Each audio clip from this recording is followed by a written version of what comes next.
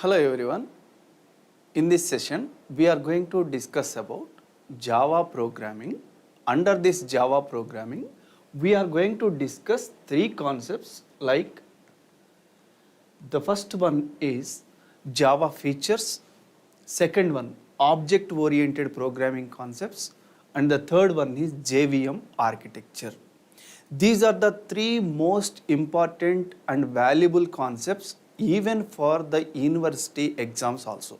Many times, n number of times, these questions are asked in the university examinations. And also for the placement point of view, companies also, they will ask the questions related to this.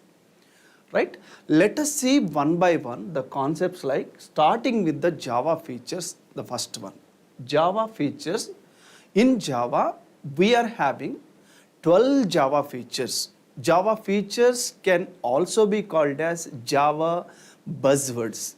What are the Java buzzwords or what are the Java features we have? Are the first one is Java is simple. Second one, Java is object oriented. The third one is Java is secure. Fourth one, platform independent. Fifth one, portable. Sixth one, architecture neutral. Seventh one, robust. Eighth one, dynamic. Ninth one, interpreted. 10th one is high performance. And the 11th one is multi-threaded, the 12th one is distributed. These are the 12 features we are going to discuss under the Java features concept. We have also called Java features can also be called as what? Java buzzwords. Let us see one by one, starting from the first feature onwards. The first feature is Java is simple. How can we say that Java is simple? Is here I would like to tell you one point that if you are already aware of the programming languages like C programming and C++ programming languages, if you are already aware, then Java is very easy because the Java follows the syntax from C language and Java follows the object-oriented programming concepts. Object-oriented programming concepts from C++. If you are already aware of C language and C++, it is very easy for you. Even though if you don't know these two languages also, Java is simple only. So how can you say that Java is simple even though we know or we don't know the C and C++ languages are? Java is omits some features like actually C language is having the feature called pointers concept. In Java, there is no pointers concept. Second one is dynamic deletion is not there in Java. Means how these two can be? Actually, pointer concept is very important in C language. Why it is removed? What is the pointer actually?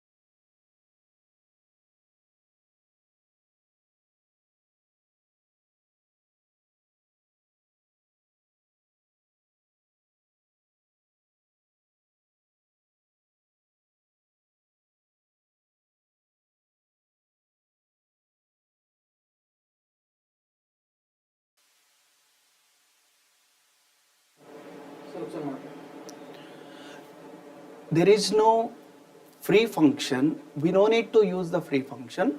Automatically the garbage collector comes into the picture and it is removes the allocated memory automatically if that memory occupied by so and so object is no longer used. So that Java is simple. How can we say that Java is simple? Because it follows the syntax from the C language and it follows the object-oriented programming concepts from C++, and also some of the concepts are omitted, like pointers not there. We no need to apply the free function explicitly, means to remove the memory, we no need to use the functions explicitly, and there is the automatic garbage collection in C language. So that we can call the Java is simple. And also in Java, we are having n number of predefined class libraries are available. Next one, if we observe object oriented, Java is an object oriented programming language, right? So what is the object actually? What is the object means? It is the physical entity or physical existent with set of attributes and methods. Or the object will be having some states and behaviors also. So here object oriented, if we define it formally, object means it is the instance of the class. So here Java is the object oriented programming language. While implementing the program, what we will do or what are the conditions to be followed by the programmer, whoever are going to implement, what are the requirements for the programmer to implement the object oriented program is the first one, for which one you would like to implement the program. Suppose if you would like to implement the program for finding the area of the rectangle, suppose area of the rectangle. First thing, we have to identify what is the object. We have to identify the object which we are going to use. That is the first thing. Second one, for this object, whatever the object we are using, for that particular object, what are the attributes and methods required? So this analysis the programmer should have. First one, identification of the object. Second one, analysis of the object. Suppose here I have taken one rectangle. To find the area of the rectangle, in the programmer mind, the rectangle must be there. That identification must be there. And after that, to find the area of the rectangle, what are the things required? So two variables are required for it, or two instance variables are required for the object. And based on those two, we can able to find out the area of that particular rectangle. That's why we have to know what are the attributes required and what is the method or what are the methods to be used. And the third one, we have to be very careful about the imagination of the object. Imagination of the object, right?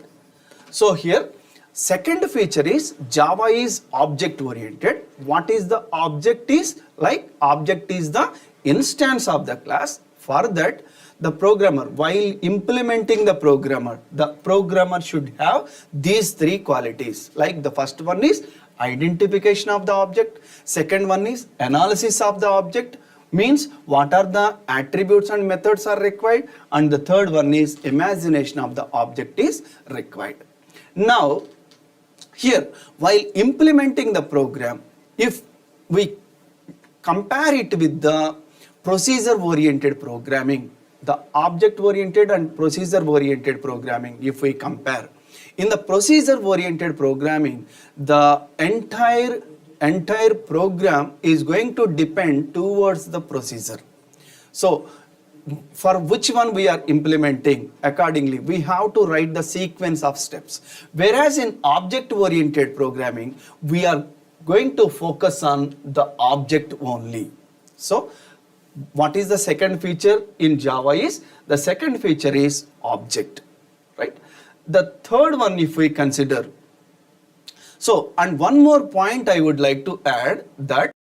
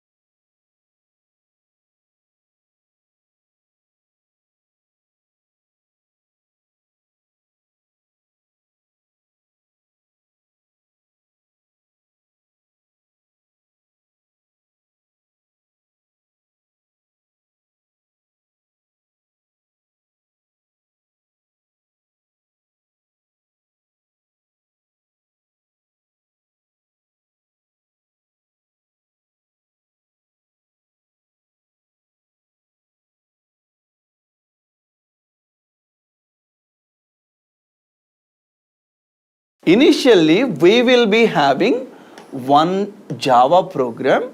Normally how we can save the Java program is, if it is having some lines of code, and this program must be saved with file name dot java. What is this? File name dot java.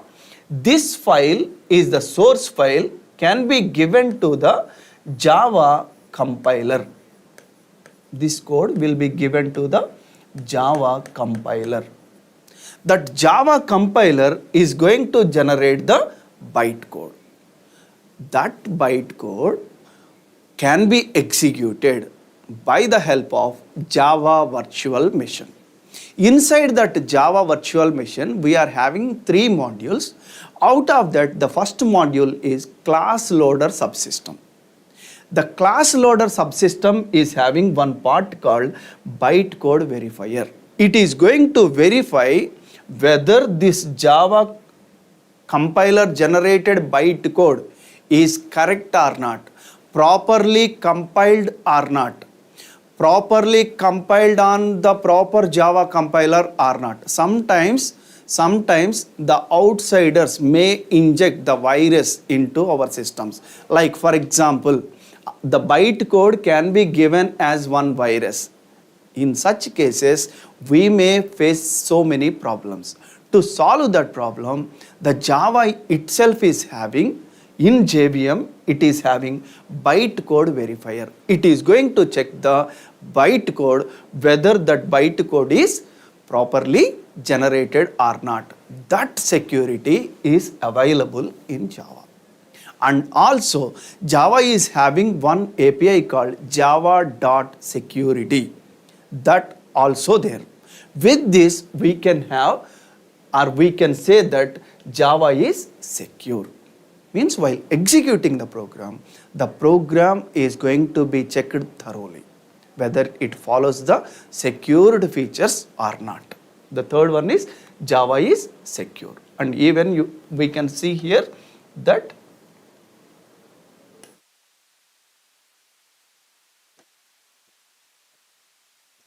we can see here bytecode verifier checks the code fragments for illegal code that can violate the access rights to object.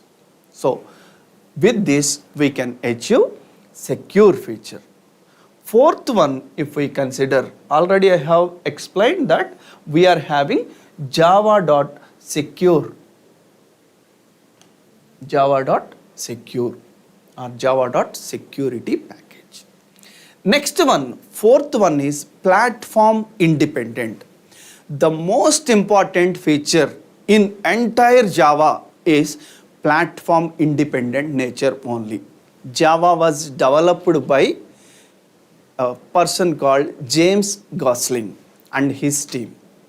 So while developing this Java programming language, initially they worked with other programming languages. But those programming languages are not having the platform independent nature. Initially, Java was not for the networking or not for the internet.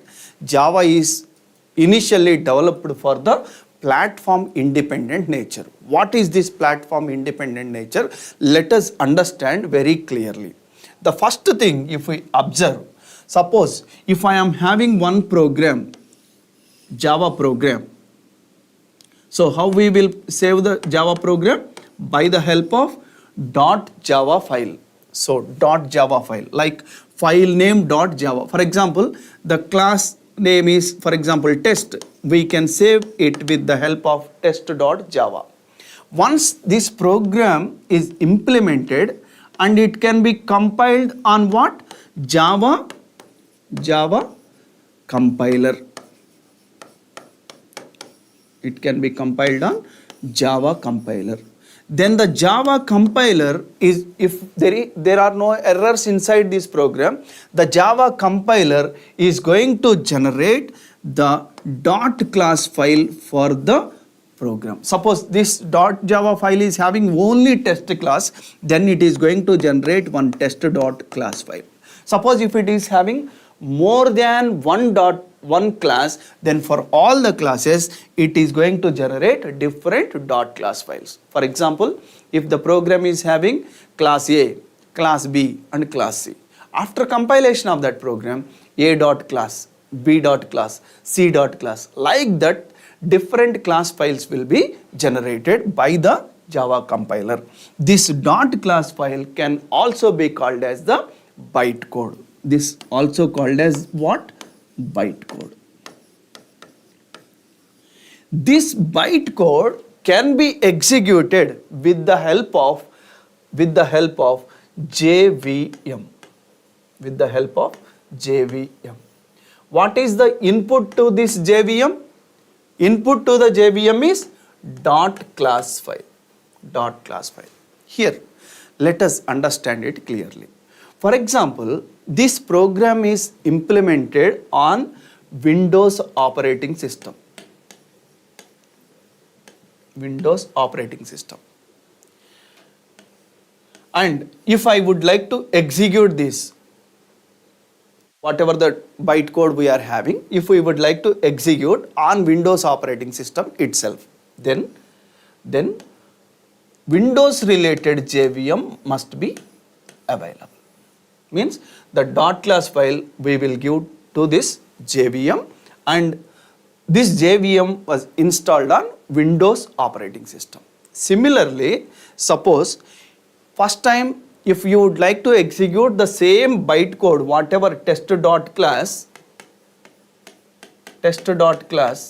bytecode, if you would like to execute on Windows, then Windows related JVM must be there and it is going to execute that program line by line. Next, for example, the same test.class file, if you would like to execute on the Linux operating system, then what we can do is, suppose the second operating system we are going to use is Linux. To this also, if we would like to give test dot class file only. Same bytecode if we would like to execute on Linux also. It is related to this one JVM must be installed. Right? Means here we are not changing the bytecode. Whatever the operating system we are going to use, related to that JVM must be installed.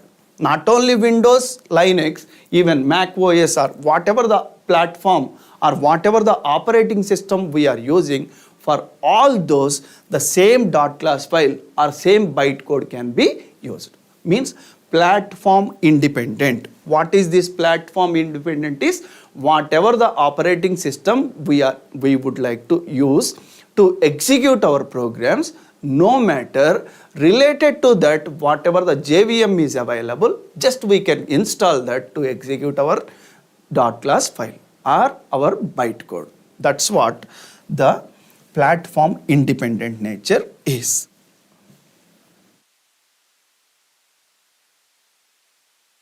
Right. So here we have one feature like write once, run anywhere. Means write once, we can also call it as ORA. Write once, run anywhere. Means one bytecode can be executed on any platform. That's what the platform independent nature is. So even we can see here. The size of the primitive data types are always the same. Here I would like to tell you one important point that in C language, in different platforms or based on the system, the size of the integer is going to be changed. For example, each data type will be having some size.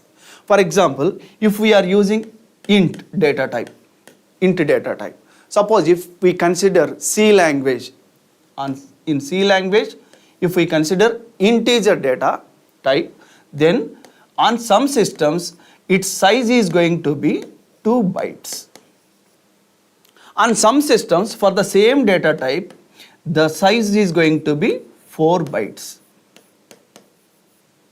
But in Java, whatever the data type we are using, the data type is fixed. Right? So the sizes of the primitive data types are always the same. There is no change in Java.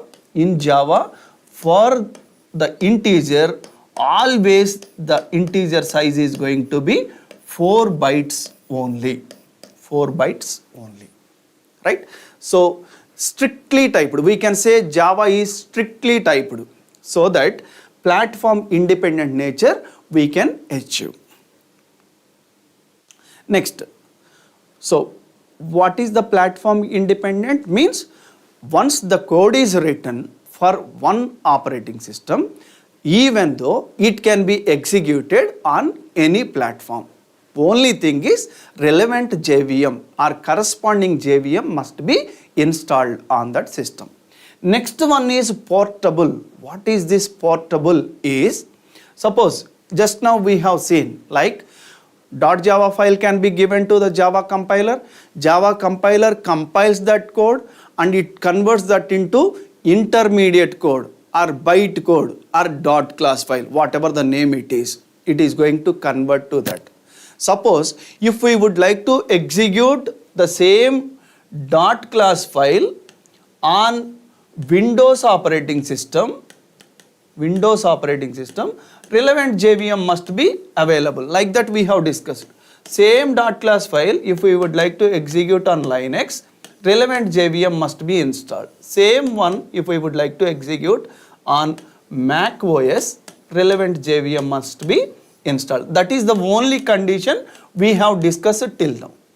Similarly, here also, to execute on different platforms,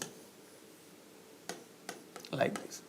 To execute on different platforms, is there any need to change?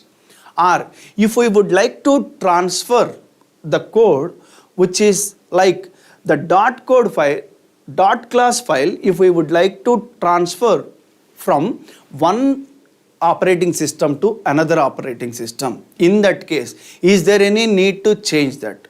while transferring that also, we no need to modify anything. Like how this portable nature is going to be, if we consider generally, suppose if we are using mobile phone, that mobile phone is having the SIM card or network related to Airtel, for example, Airtel network, Airtel mobile network if we are using. Suppose in our area, Airtel signal is not coming properly. In that case, what we will do?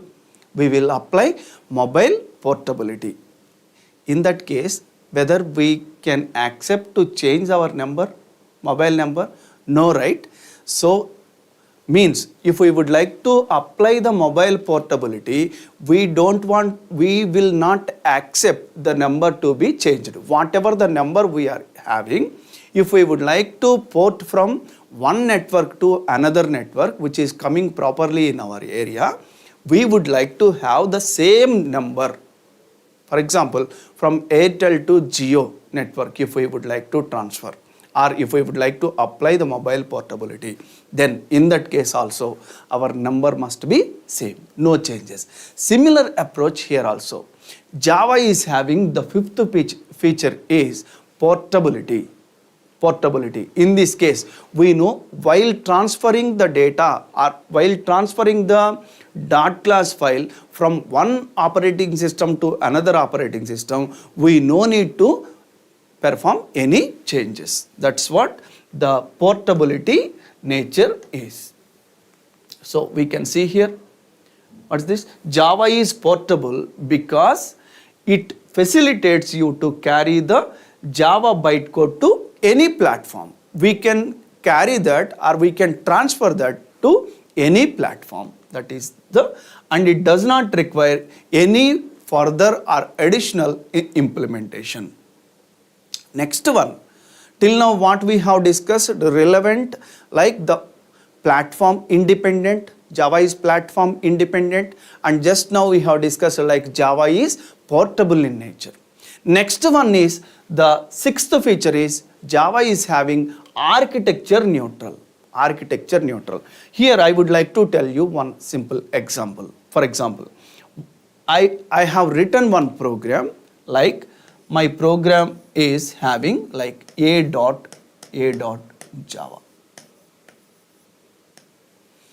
While implementation of this program, I have used the Windows operating system.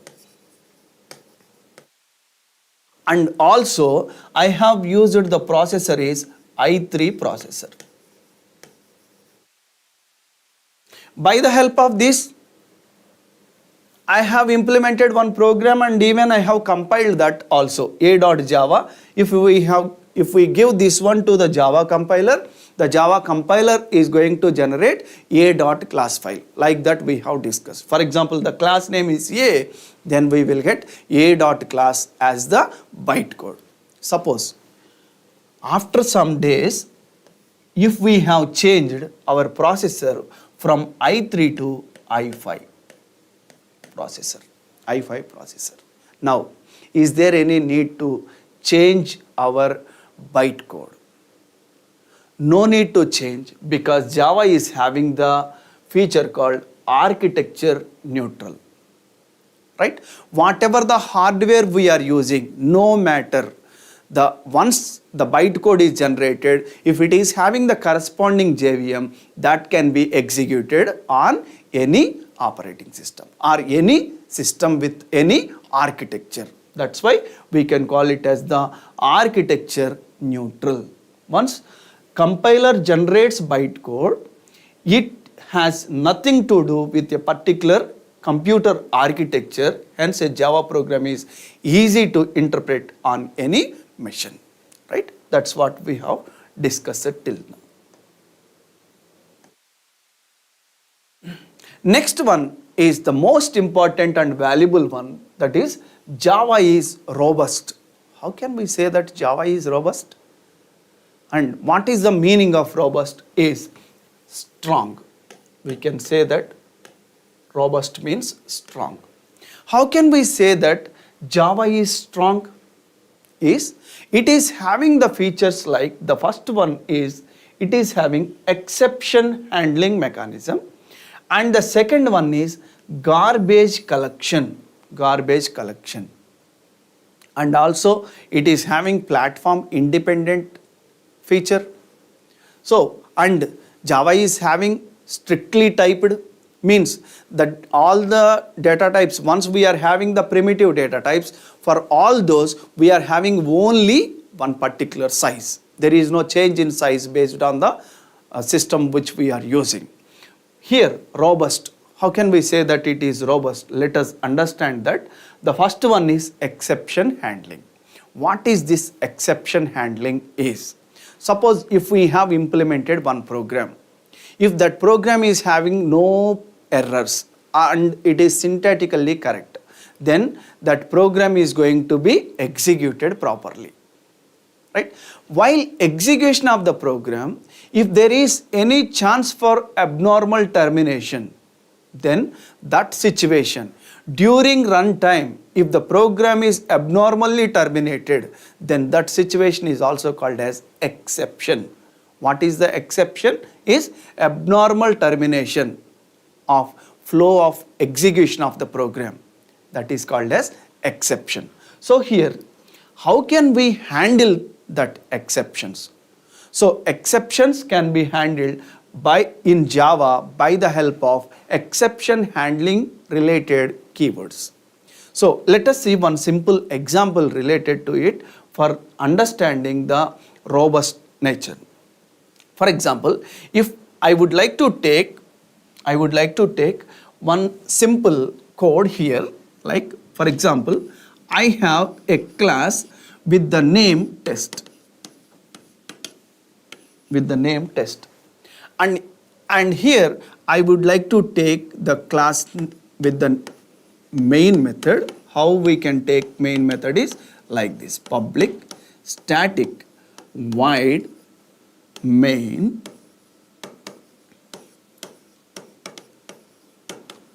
string args of an array. And inside this, let us assume inside this I have the variables like a with the value 10, next one b with the value 5, and also I have another variable like c having the statement like c is equal to a by b. And after that I would like to print this like system.out.println of c is equal to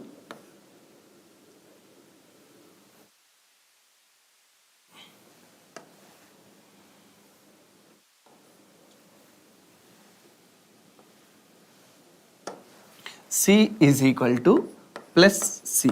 Like this I have a simple code, simple program for finding the division of two numbers. I have provided, in the first case, I have provided the values like a is equal to 10 and b is equal to 5. If I do the division, c is equal to a by b. In c, what are the values will be stored?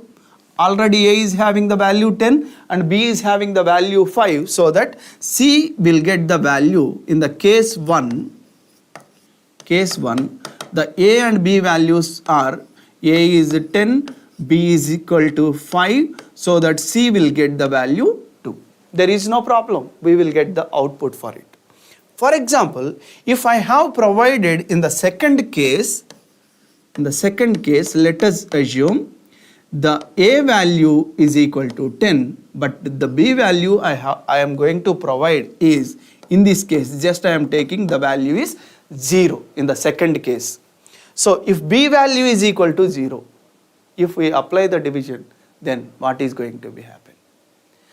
We have written the program properly, there is no problem.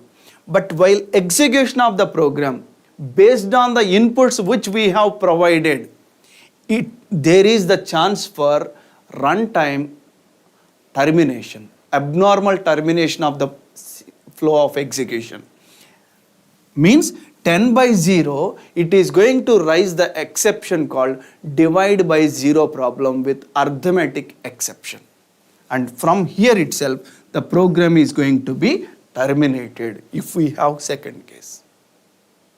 Means here we have only one statement, even though if we have multiple statements, all the execution flow is going to be stopped abnormally.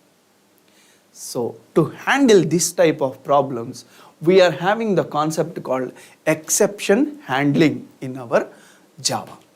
And also the second one, how can we handle those exceptions?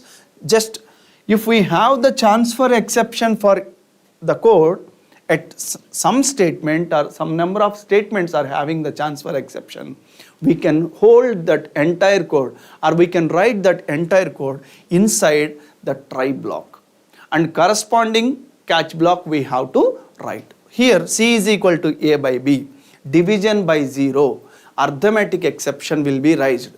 To handle that, we have to write a catch block with arithmetic exception. We will discuss that while discussing the exception handling concepts. So here what we can understand is this type of problems may occur. To handle this type of problems or this type of exceptions, we have the concept called exception handling. With this exception handling means the Java is handling the exceptions. That's why we can call the Java as robust. Java is strong because of exception handling mechanism. Second one, Java is having garbage collection. Based on the memory, the program should not be terminated. For example, if we keep on create the objects, dynamically allocate the memory for the objects, sometimes there is the chance for no memory. That type of errors may come. So to handle those, automatic garbage collection is available in Java. The garbage collector comes into the picture and removes the memory, or one, for example, we have created one object in Java for so and so class, like here class test, I have taken class test. For this one, for example, if we have created one object, how we will create the object is like this, test space t is equal to new test. If we write like this simple statement, it is going to create the object. Test space t is equal to new test.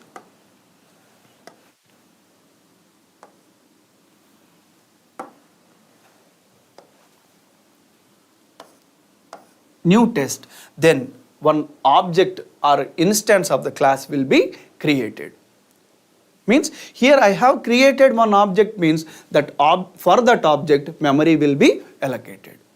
So to remove that memory or to free that memory, we have to call, actually in the C language, like programming languages, we have to use explicitly the functions like free. In C++ we have to call delete. But in Java we no need to call those functions. Automatically the garbage collector is going to remove that memory if the object is no longer used. So what is the seventh feature? Robust. Not only these two, even we have the third one, we can say, that is platform independent.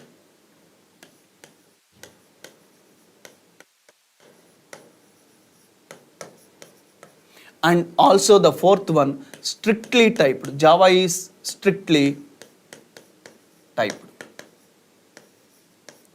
The Java compiler is going to handle the primitive data types which are having the type related size. For example, if I have one variable like one data type called byte is there.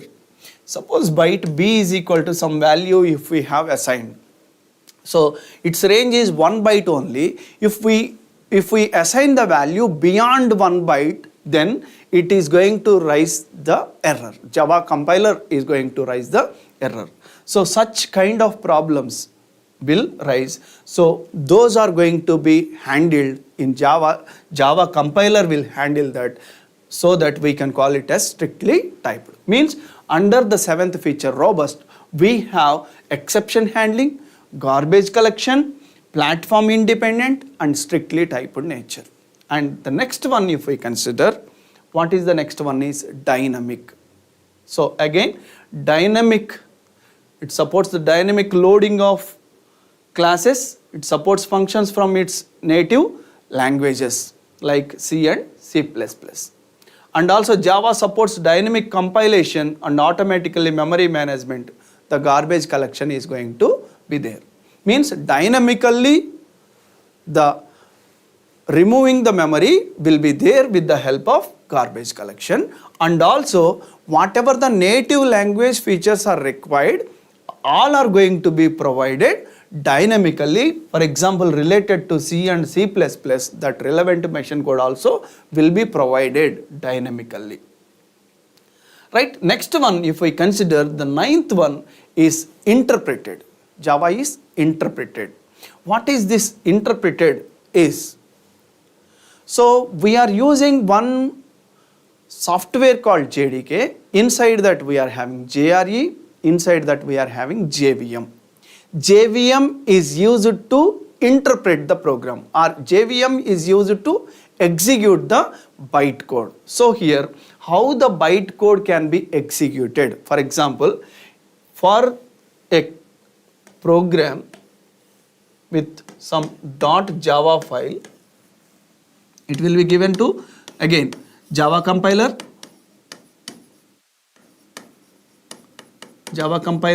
and this Java compiler is going to give us the .class file like this.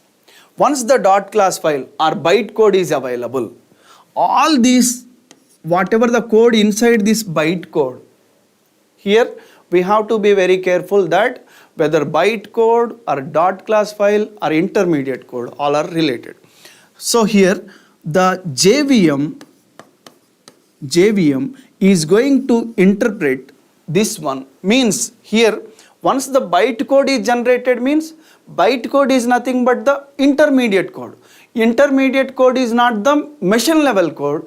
To convert that intermediate code into machine code, we are going to use JVM.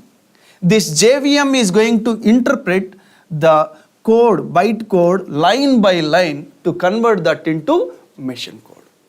And then it executes that program. This process is going to be done with the help of Java. So here, what is the ninth feature in Java is, that is interpreted. Who will interpret?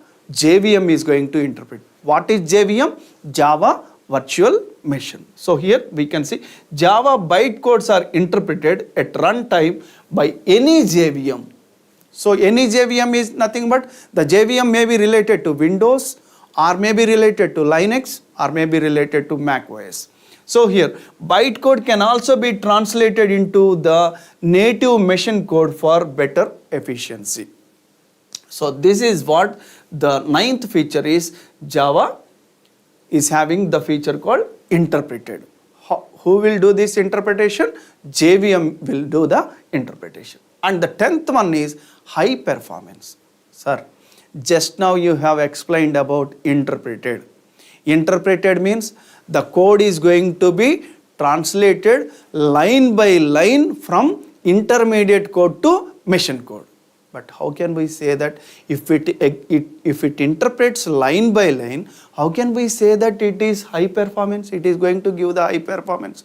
If we are using interpreter, the efficiency is going to be very slow. But how can we achieve high performance? Is in JVM itself, we are having one module called execution engine. This execution engine is having one thing is interpreter. So this execution engine is available in JVM itself, Java Virtual Machine itself. Execution engine is having one part is interpreter, and the second one is JIT compiler. JIT compiler. One is interpreter. What is the interpreter role? Interpreter role is to translate the intermediate code into machine code line by line. So line by line translation will be done with the help of interpreter, line by line. And about JIT compiler, it is just in time compiler. What it is going to do is For example, in our program, suppose one for loop is there. For example, for I is equal to 0, I less than 10, I plus plus. And inside this, we are having some lines of code. Now tell me, how many times this code is going to be executed? Whatever the code inside this for loop. So this statement is going to be 10 times true and 1 time false. So 10 times it is true means 10 times this body is going to be executed or not. So the JIT compiler, just in time compiler, whatever the code is going to be executed repeatedly, maybe it is related to the loops or maybe it is related to the methods. So once if it sees that code, immediately it is going to convert that into machine level and it will store at some place. Means inside the JIT compiler itself. So for all the times it is going to use from the same location. Okay. Loading is going to be done. Loading and fetching and execute. This is the process, right? Load, fetch, execute. So among these two, only the execution is going to be done. Loading and fetching are not going to be done repeatedly for 10 times. Only 1 time it is going to be done. For example, let us take the simple example. For example, for loading, let us assume. So this is going to be done for 10 times. For loading the program or loading these statements, 2 milliseconds time is required. For fetching, 2 milliseconds are required. For execution, let us assume, for execution, again 2 milliseconds. Let us assume. So here, for 10 times means how much time is required? For loading, 10 times, each one 2 milliseconds. So 20, again for this one, 20 milliseconds. For this one, again 20 milliseconds. Totally of 60 milliseconds time is required. 60 milliseconds time is required. But in Java, we have the JIT compiler that is going to do the loading and fetching only once. Only execution is going to be done for 10 times. Remaining part, loading and fetching only 1 time. Means if it is done only 1 time, 2 milliseconds, 4 and then 20, totally of 24. Actually 60 milliseconds time is required, but it is going to be done within 24 milliseconds if it is having the JIT compiler, just-in-time compiler. With that, we can achieve high performance. If it is only uses the interpreter, slow. If it uses the JIT compiler, performance is going to be improved. That's why we can say that Java is having the 10th feature called high performance. Next, let us see the next one. That is multithreading. So whatever the Java program we are having with one main method, let us assume. Once the execution sequence starts from the main method, immediately one thread is going to be created. Suppose I have a class, let us assume I have a class with the name class test, and inside this public static void main string args of an array and inside this we are having some code. So here why I have written the main method is execution always starts from the main method. So once the execution is started, then one thread is going to be created like T1. One thread will be created. Thread is nothing but the sequence of or flow of execution, or we can say it as the lightweight process. Not only this one, in this program, we have only main method, that's why one thread is created. Suppose if we would like to execute the parts of program, suppose if we are having one program, if we would like to execute some parts of the program simultaneously, then in that case, simultaneously also we can execute the program. That is done with the help of multi-threading. Actually, what is this is, suppose if we have given one task, for example, one task is there. For this task, 10 members are required. Means 10 members can finish this task in one day. Let us imagine. For the same task, suppose if we have called 20 members, then how many days? Within half day, right? Similarly, if we divide the program into subparts to perform the multiple tasks at a time, then multiple tasks can be done with the help of the concept called multi-threading, or even in Java we are having thread-based multitasking. So, if one program, two or more parts of the same program under execution simultaneously is also called as multi-threading. Once again, I am repeating this. Suppose if we are having one program, the same program is going to divide into two or more parts. All these parts, suppose this is the first part, this is the second part, and this is the third part. All these three parts are under execution simultaneously by thread 1, thread 2 and thread 3. If these three are under execution simultaneously, then the performance is going to be improved or not?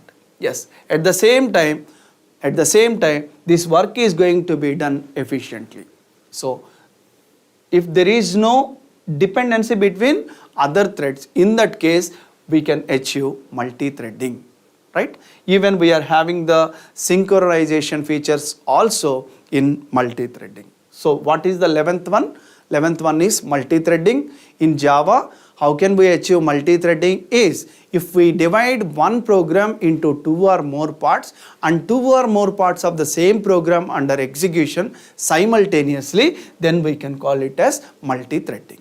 Next, 12th one, if we observe, that is distributed. Suppose if we are having one application, if that application is available on one server, suppose if we would like to access from one system, the appearance is going to be same.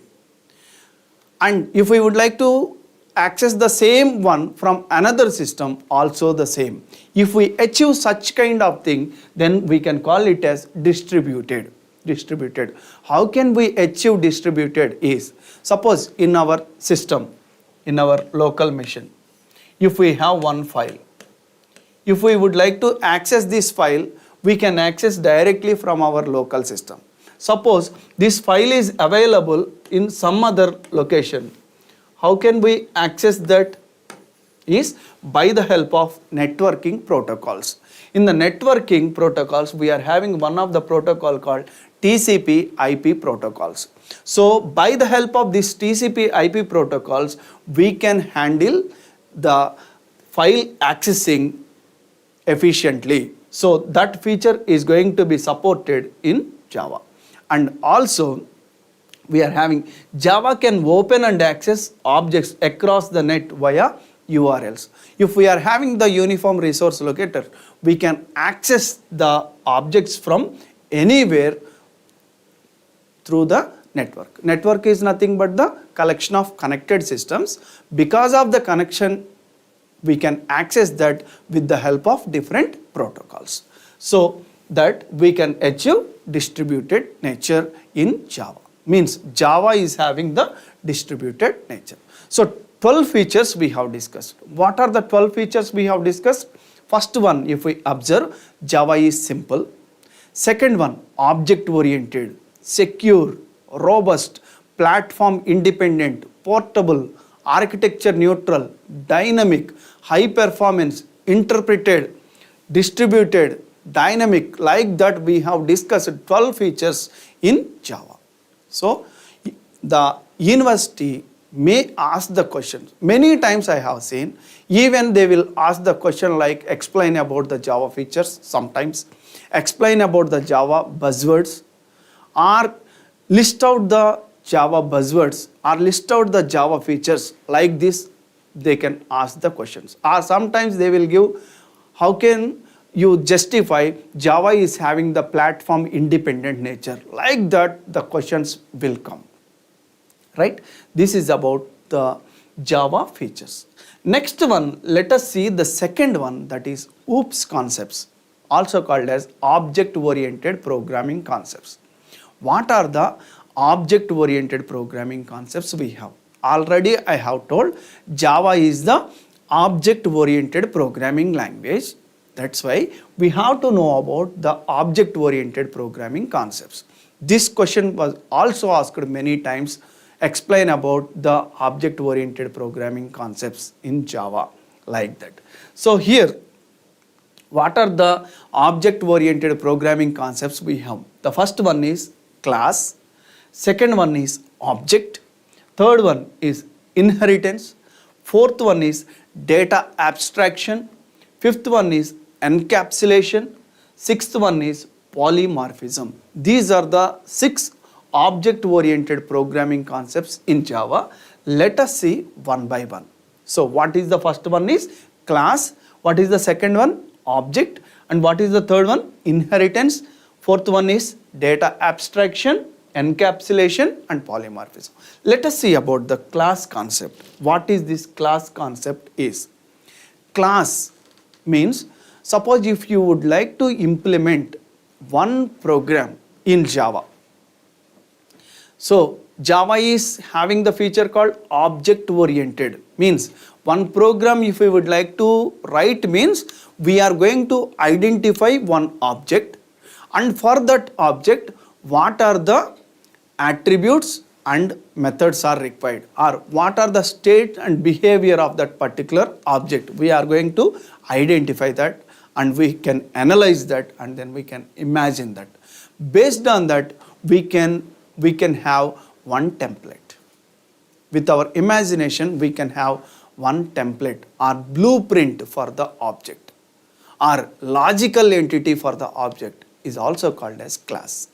Means class, once if we would like to write one program in Java means we are going to write related to the object, means this object is going to be like that.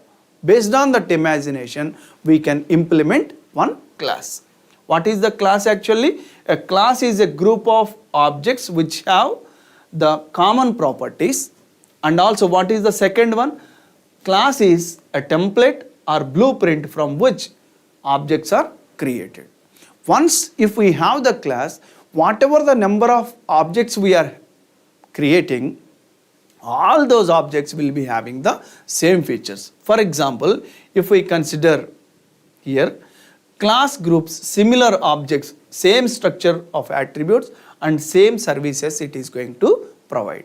For example, if we consider plan related, suppose if we would like to construct one building, what we will do? We will approach one engineer and he will give one plan for us. So based on that plan, not only one building, related to that similar buildings we can construct many. Means once the plan is available, that is like our class only. That's why class is the template or blueprint, or it is the logical entity. And also class works like a type. Once if we have created one class means it is going to work like a type. Suppose if we would like to have the objects related to students, for students we can create one class, or that student is going to work like a type, right? And the second one if we observe, that is object. What is the second one is object. What is the object? Object is the physical entity or real-time entity or physical existent with set of attributes and methods. and any entity that has state and behavior is known as object. And here an object can be defined as an instance of class. So formal definition is, what is an object? Object is the instance of the class.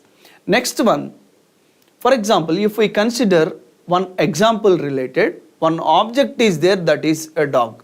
Whatever the object, maybe a chair or a person or a place, whatever it is, we can consider it as an object. Based on that, we can implement the program as like related to objects, imagination of the objects. For them only we can write the code. Here, for example, if we have one object called dog, this dog will be having some states and behavior. Means once if we have the object like dog in our mind, so we can imagine what are the states it can have, like it will be having some color, name, breed, etc.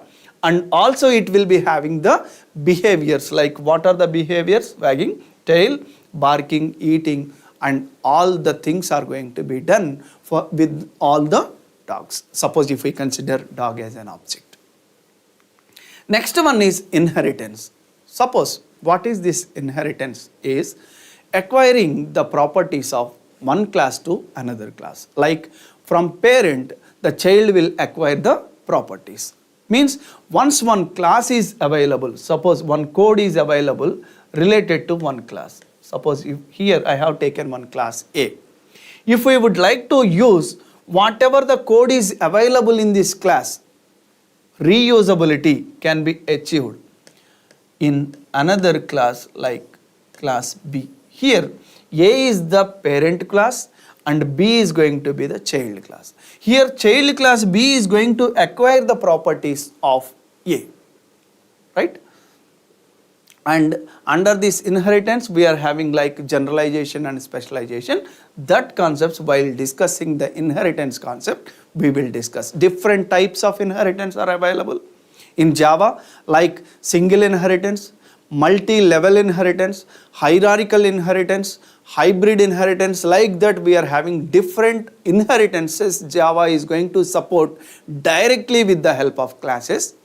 And multiple inheritance. One thing we have to remember very carefully, that multiple inheritance is there, one type, but it cannot be implemented directly with the help of classes. The multiple inheritance can be implemented by the help of one concept called interfaces concept. With the help of interfaces, we can achieve multiple inheritance, but with the help of classes, it cannot be possible. So all those concepts we are going to discuss. Means code reusability can be done with the help of concept called inheritance in Java. So this is the third object-oriented programming concept. What is the first one? Class. What is the class? Class is the template or blueprint of the object, or class is the logical entity. Second one, what we have discussed? Object. What is the object? Object is the instance of the class, or object is the physical entity or real-time entity or physical existent with a set of attributes and methods. Next one is inheritance. What is this inheritance is, once the code is available, we no need to implement that code again in our program. So the same code can be reused with the help of inheritance concept. So here how the inheritance will be is between the superclass and subclass. Or superclass can also be called as the parent class, and subclass can also be called as the child class, or even we can call as base class and derived classes. Next one is encapsulation. Encapsulation means, till now we are discussing like object means it is having set of attributes and methods, or we can convert it like, suppose if we consider a class, what the class will having is, inside this class normally we will take data and code, right? Data and code. Whatever the data related to the object instance variables. So data means instance variables, and the code is nothing but methods. So if we take a class, the class will have data and code inside the same block. Means what we are doing here, we are binding this data and code inside this class or not. We are binding data and code inside the class. Means binding the data and code together inside a class is also called as encapsulation. We can formally call it as wrapping up of data and code together inside a class is also called as encapsulation. That can be a fourth object-oriented programming concept. Next one, if we consider data abstraction, how this data abstraction is going to be is, data abstraction is nothing but showing the essential details, whatever are required, we are showing that. Showing the essential details and hiding the implicit details is called as data abstraction. For understanding in better way, we can take one simple example in real time. For example, if we are going in the car, suddenly one obstacle came. What we will do? We will apply the brake, right? While applying the brake, is there any need to know about how the brake system is implemented?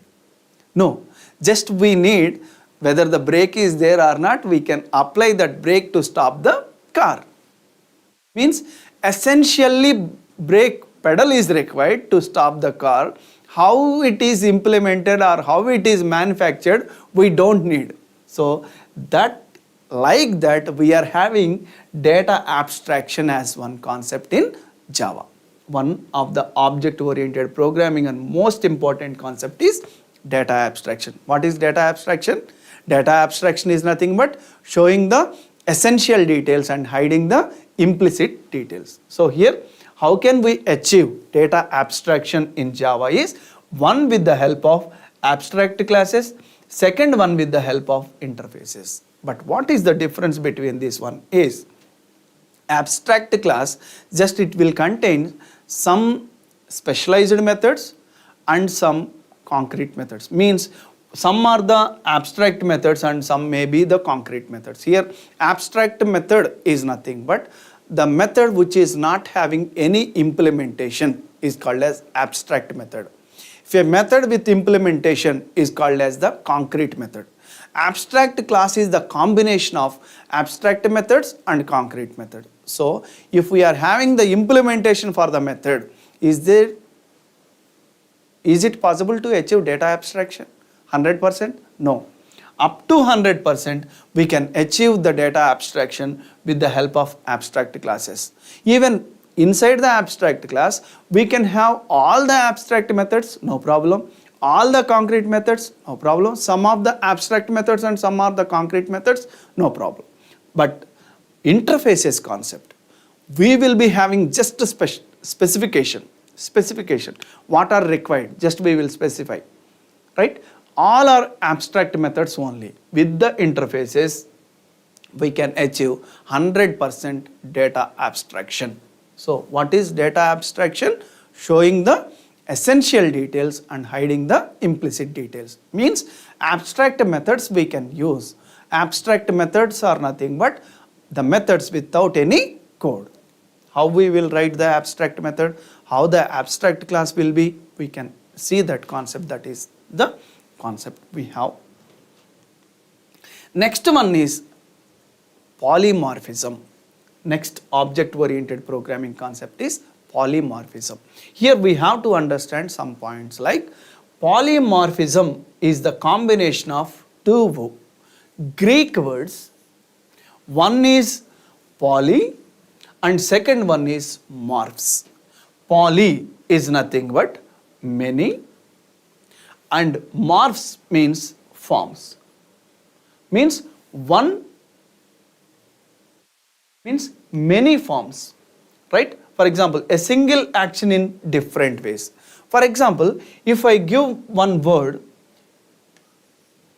like area or print, suppose I have given one method like print area to its shape, to the rectangle, circle, square, to which one we have to find out the print area. Like that, many forms comes into the picture with the help of polymorphism. Means once the print area, one method is given, it will be having multiple forms, right? So one interface, multiple forms can be achieved with the help of polymorphism, right? What are the object-oriented programming concepts we have discussed? First one is class, second one is object, third one we have discussed inheritance, fourth one we have discussed encapsulation, fifth one we have discussed data abstraction, and sixth one is polymorphism. So if they will ask the question like in university examinations or college examination, they will ask the questions like explain about the object-oriented programming concepts. We have to explain these 6 object-oriented programming concepts thoroughly. Next one, we can see the next concept, like even we can see shape, draw. Either we can draw the triangle. Let me show it.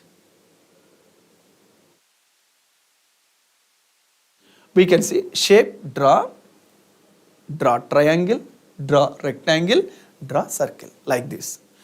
One interface, multiple forms can be achieved, polymorphism. Right. Next one is JVM architecture. We are going to discuss the next concept is JVM architecture, Java Virtual Machine Architecture. Let us see this.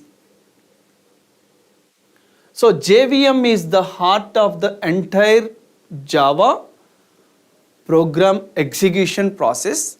So here I would like to tell you that suppose if we would like to execute one program, what is the first thing we have to do? Just now we have seen while discussing the platform independent feature, right? What we have seen? First thing, we have to implement a program. We have to implement a program, right?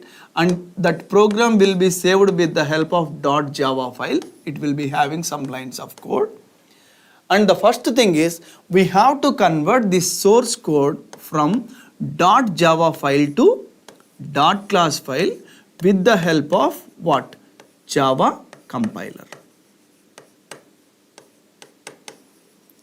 Java compiler by using which command? For example, the name of this program is test.java. How can we compile this? Is by using a command called javac space file name.java. For example, file name is test.java. We have to give this command javac space test.java.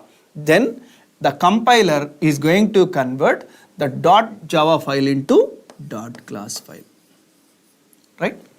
This .class file, for example, if we are having only one class with the name test.class file is going to be generated. This test.class file is also called as what? Bytecode. Bytecode. So this bytecode can be given as the input to the JVM. Means this bytecode will be the input to what? JVM. What is JVM? Java Virtual Machine. Then this Java Virtual Machine is going to execute the program. How Java Virtual Machine is going to execute the program? What are the modules involved in it? Let us see one by one quickly.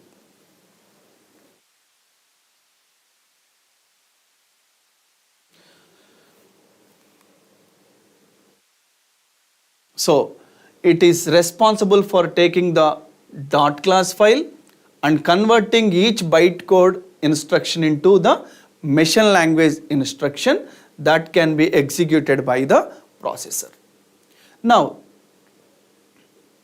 Let us see, actually we have discussed that, so platform independent, architecture neutral, like that we have already seen the features.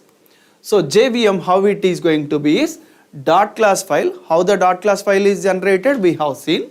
So next one, the dot class file can be given to the class loader subsystem, and then the class loader subsystem is going to check the dot class file whether it is properly compiled and generated by the proper Java compiler or not. That is going to be checked with the help of class loader subsystem. And after that, so means the first memory area, first module in JVM is class loader subsystem. So here it will involves the process like loading, second one linking and initialization.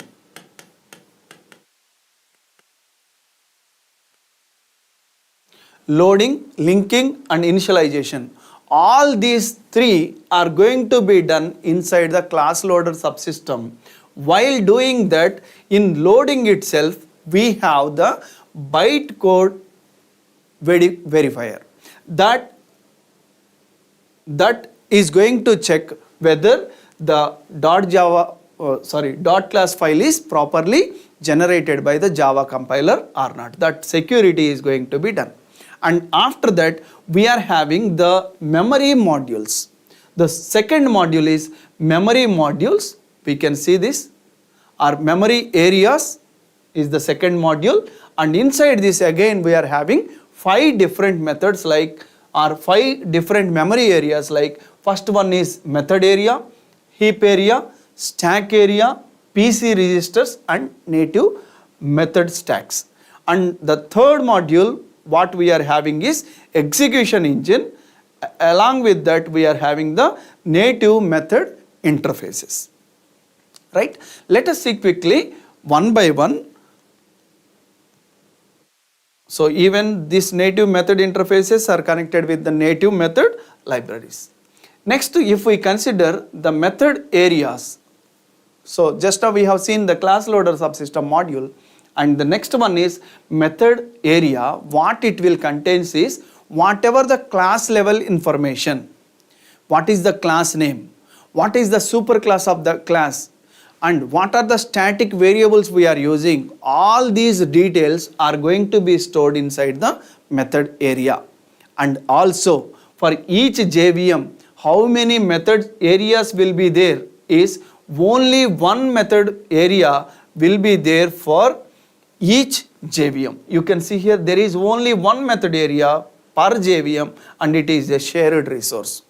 And the next one, if we consider, what is the next one is heap area.